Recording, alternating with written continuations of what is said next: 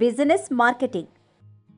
Marketing అనగా ఏదైనా ఉత్పత్తి లేదా సేవ గురించి వినియోగదారులకు తెలియజేయడం, వాటిని కొనుగోలు చేయడానికి వారిని ప్రేరేపించడం. కాంట్రాక్టర్లు కూడా కొత్త క్లయింట్లు మరియు కొత్త పనిని కనుగొనడానికి మార్కెటింగ్ చేయాలి.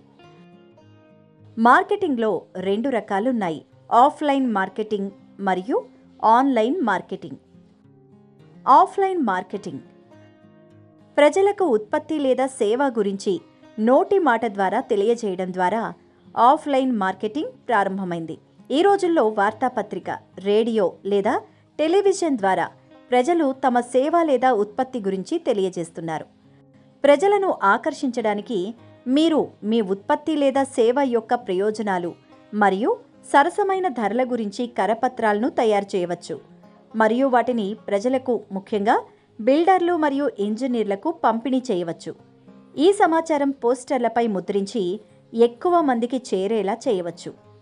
క్లయింట్ కొత్తవారైనా లేదా పాతవారైనా మీరు వారిని నేరుగా కలుసుకొని మీ వ్యాపారం గురించిన సమాచారాన్ని అందించవచ్చు. దీనిని క్లయింట్ మీటింగ్ అంటారు.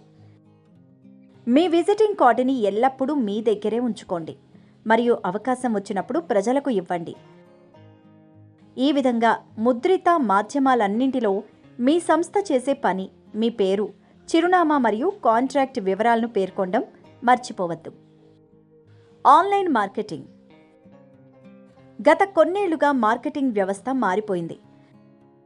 మీ వ్యాపారాన్ని ప్రజలకు చేరవేయడానికి వెబ్సైట్లు, సోషల్ మీడియా, ఈమెయిల్లు ఎక్కువగా ఉపయోగించబడుతున్నాయి. ఇంటర్నెట్ ద్వారా చేసే మార్కెటింగ్ను ఆన్లైన్ మార్కెటింగ్ అంటారు. ఏకకాలంలో ఎక్కువ మందికి చేరువ కావడానికి ఫేస్బుక్, ఇన్స్టాగ్రామ్, వాట్సాప్ బిజినెస్ వంటి సోషల్ మీడియా యాప్లు మంచి మాధ్యమాలుగా నిరూపించబడుతున్నాయి. మీరు గూగుల్లో మీ కంపెనీ లేదా వ్యాపారాన్ని జాబితా చేయడం ద్వారా మరియు గూగుల్ వ్యాపార ప్రొఫైల్ను సృష్టించడం ద్వారా మరింత ఎక్కువ మంది వ్యక్తులను చేరుకోవచ్చు. నిర్మాణ రంగంలో జరిగే మంచి పనులను ప్రజల్లోకి తీసుకువెళ్లడం మరియు వ్యాపార అభివృద్ధికి మార్కెటింగ్ అవసరం. దీనికోసం మీరు ఆఫ్లైన్ మరియు ఆన్లైన్ మార్కెటింగ్ మాధ్యమాలను ఉపయోగించవచ్చు.